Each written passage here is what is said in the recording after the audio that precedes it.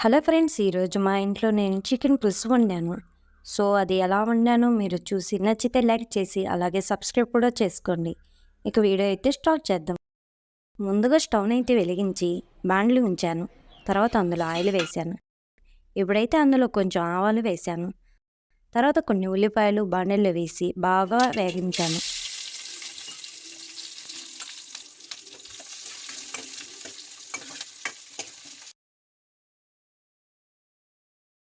తర్వాత టమోటా పేస్ట్ను కూడా వేశాను.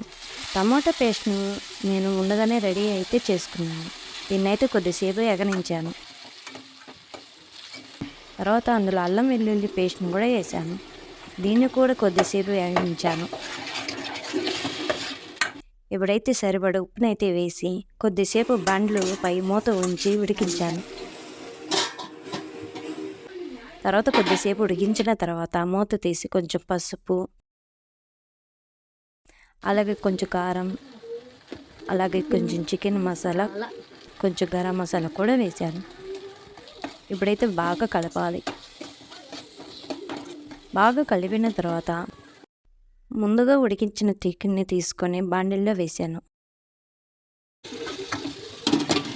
ఆ మసాలా అయితే చికెన్లో కలిసేలాగా బాగా కలపాలి. రెడీ. ఇప్పుడైతే పులుసుకు సరిపడా నీళ్ళు వేశాను.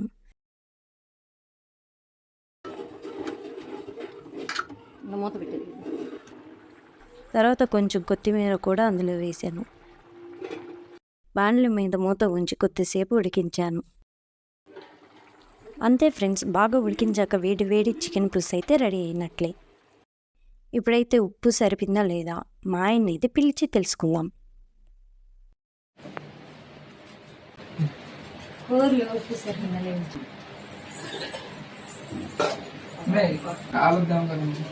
ఏం కావాలి కొంచెం ఎందుకు అంత ఆశ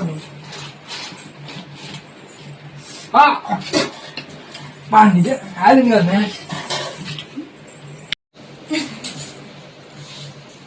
కావాల్సిన కలిసింది కదా.